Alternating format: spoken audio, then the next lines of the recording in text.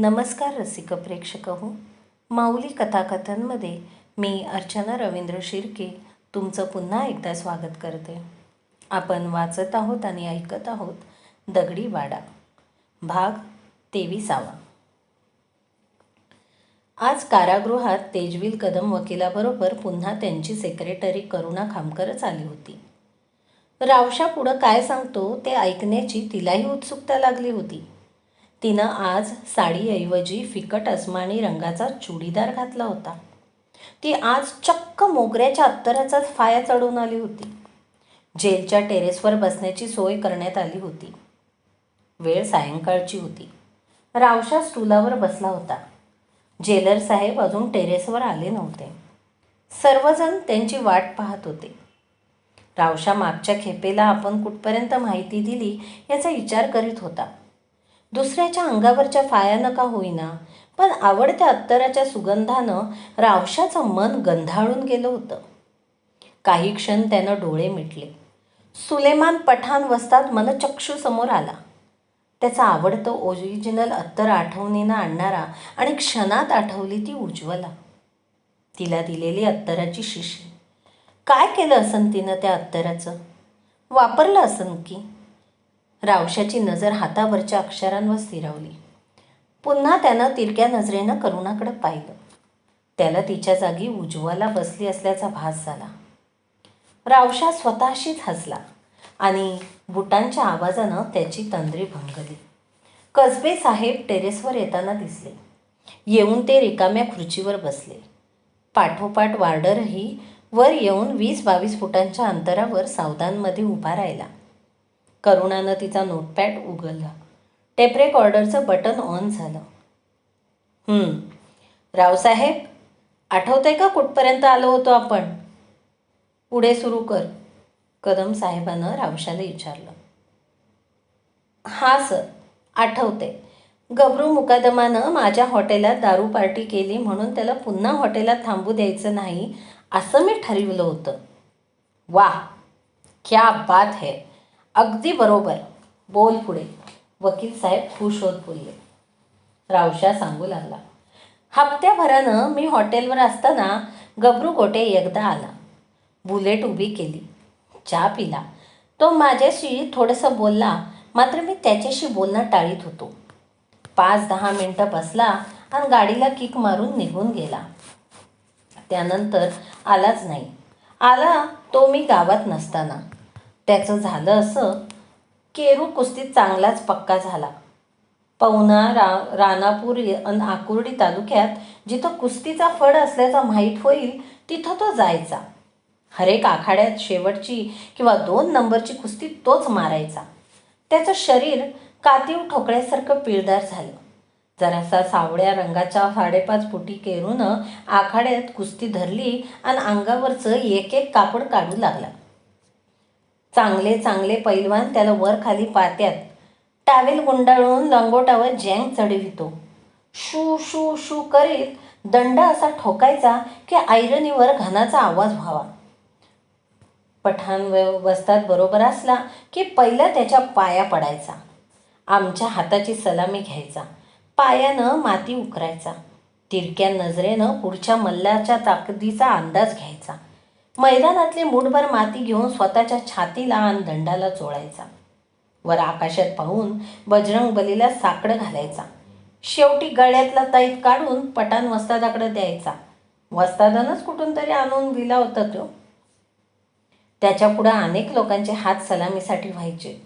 कुठल्या तरी आखाड्यात चित केलेल्या पहिलवानाशी कुस्ती खेळायची नाही.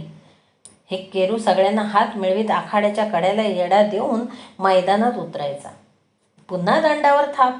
पुन्हा शू आणि दंडाचा कडक ठोकळा.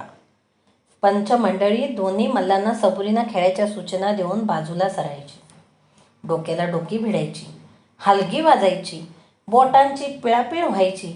पापणी लवायच्या आत केरू पळीच्या पैलवानाला आसाडीत देऊन पुढ्यात घ्यायचा. मग खोपडी नाही तर सवारी घालायचा. हेंबाळून टाकायचा. पाठीवर गुडघ्यानं रागडायचा. पुढच्या पैलवानाचं कंबर सोडायचाच नाही.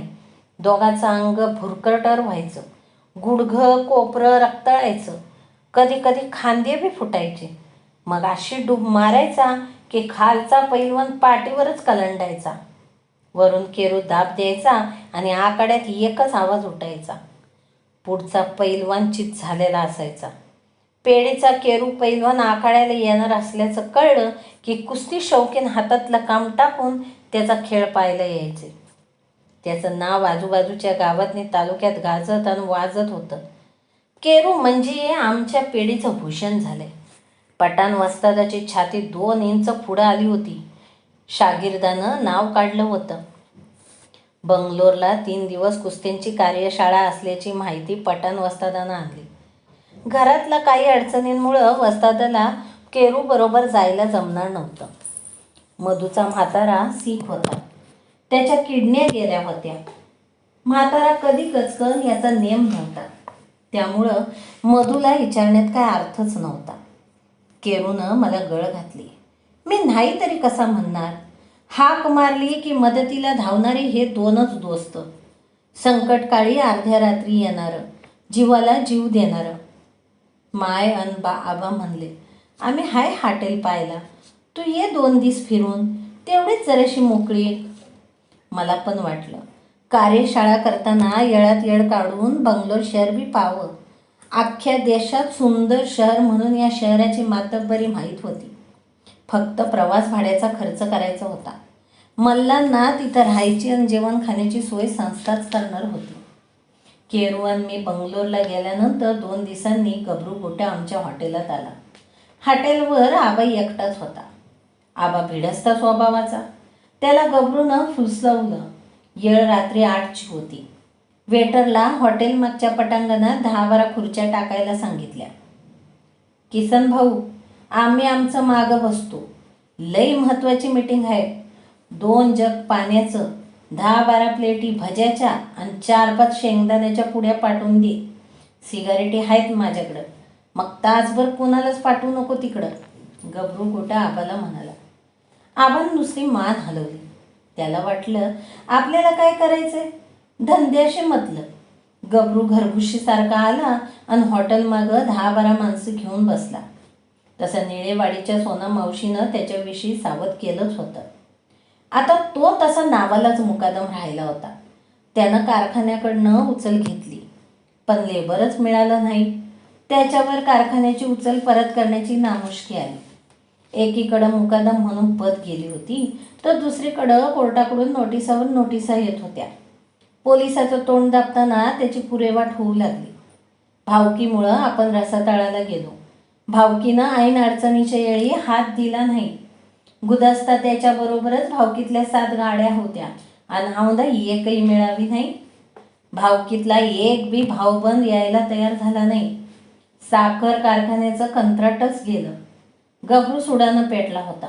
गोटेवाडीला नेहमीसाठी अद्दल घडवायची. प्रकरण कमी जास्त झालंच तर आहेतच आकुर्डीचे आमदार साहेब, घेतील ते सारं निस्तरून. पण वाडीचा ताठा असा जिरवायचा की नाव त्याचं ते. भिल्ल समाजातल्या नानू वाडेला त्यानं हाताशी धरलं. नानू आणि त्याच्या मोजक्या माणसांना घेऊन गबरू गोट्यात कट रचू लागला. पुन्हा दारूचा खंबा निघाला. प्याले भरले. प्याल्यातली दारू घशात उतरू लागली. दारू बोलू आणि डोलू लागली. गबरू मात्र सावध होता. त्याला काम साधायचं होतं. नानू, ही साली भावकी, तिनं मला दूर लोटलं, पण तुम्ही जवळ केलं. कळलं का? माणसांची पारख करणारे खरं म्हणजे तुम्हीच. गबरू दारूचा मोठा घोट घशाड करून एक भज तोंडात टाकीत म्हणला. मुकादम, आमची जात ही जीवाला जीव देणारी आहे, खाल्ल्या मिठाला जागणारी आहे. शिवाजीच्या आणि इंग्रजांच्या काळात सुद्धा मर्दुमकी गाजवली आमच्या जातीनं. दुसऱ्या जातीसारखी बैमान, घातकी आणि मतलबी नाही आहे ती. ग्लासातल्या शेवटचा घोट घेत नानूवाळे गबरूला मोठ्या अभिमानानं उर ताणून बोलत होता. म्हणूनच तर आलोय तुमचं पाय धरायला. आता मला मारायचं का तारायचं हे तू ठरव. कळलं का? गबरू हात जोडून नानूच्या पाया पडायचं नाटक करीत म्हणला. अरे अरे मुकादम, तुमची जागा पायात नाही, आमच्या काळजात आहे. तुमच्या केसाला धक्का तर आमच्या जीवाला धक्का. नानू मिशीला पीळ देत म्हणला. असं बोलाचा भात आणि बोलाची कडी नको. इतका जवळचा समजतो ना, मग काहीतरी कर. गबरू मुद्द्याजवळ पोचला होता. काय करायचं? फक्त शब्द फेका मुकादम. चाकूच्या नोकावर झेलतो का नाही ते बघा. भर्रे ग्लास. गबरूशी बोलून नानू शेजारच्या जात भाईला म्हणला. गोटेवाडी अशी पासली पाड की सगळीकडे रान पेटलं पाहिजे. संधी नामी आहे. सगळी तगडी चिंद गेलीत मुलखावर पोट भाजायला. कधी आणि कसं करायचं ते तू ठरव. काय पाहिजे तेवढं बोल, कळलं का? नानूच्या नशेनं गच्च माखलेल्या डोळ्यात डोळे घालून पाहत गबरू म्हणला. खुर्चीवर मागं रेलून टेबलावर मूठ मारीत नानू म्हणला. ठरलं. आता तुम्ही पाहतच राहा हा नानू वाळ्या काय करतो ते. आणि नानू बरोबरच्या जात भाईंना त्यांच्या भाषेत बोलू लागला. कोणी माना डोलावीत होतं तर कोणी शंका विचारित होतं. एकात दुसरा विरोध करीत होता. त्याला नानू अगोदर समजावून सांगत होता आणि नंतर ओरडून गप्प बसवीत होता. शेवटी 2 सहकारी सोडून सगळ्याचं एक मत झालं. काय आणि कसं करायचं याचं नियोजन गबरूसमोर भिलाहाटात बसून करायचं ठरलं. दुसऱ्या खांब्याचं बूच उघडलं. पुन्हा प्याले भरले. मुकादम, तुम्ही आता निवांत राहावा. एक मात्र ध्यानात ठेवा. समजा उद्या जर आम्हाला पोलिसांनी धरलंच तर आमच्या बायका पोरांच्या पोटाचं तेवढं बघा. तुमची भावकी तुम्हाला जशी बैमान झाली तसं तुम्ही आम्हाला होऊ नका.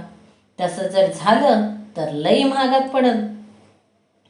नानूचा लहाना भाऊ घेणून गबरूला सावध केलं.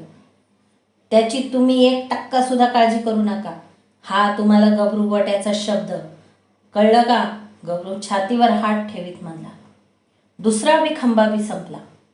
हॉटेल बंद करण्याची तशी 10ची वेळ, पण 11 वाजून गेलं होतं. गिराईक संपलं होतं. रस्ता सामसूम झाला होता. हॉटेलात समोर 2 वेटर आणि आबाच बसले होते. पिऊन तर्राट झाल्यानंतर गबरूसह सगळी टोळी झोकांड्या खात उठली. उठताना काहींच्या खुर्च्या आडव्या पडल्या. 1-2 ग्लासही खाली पडले. गबरूनं पुन्हा दोन्ही वेटरच्या खिशात 100ची एक नोट घातली. आबाकडं हॉटेलचं बिल दिलं. गबरूनं आबासमोर नानूवाळेच्या हातात 500च्या नोटांचं एक सीलबंद बंडल दिलं. आणखी लागले तर कळीव, पण काम? तो नानूला म्हणला. सगळेजण झोकांड्या खात आपापल्या मोटारसायकलींवर बसलेने निघून गेले.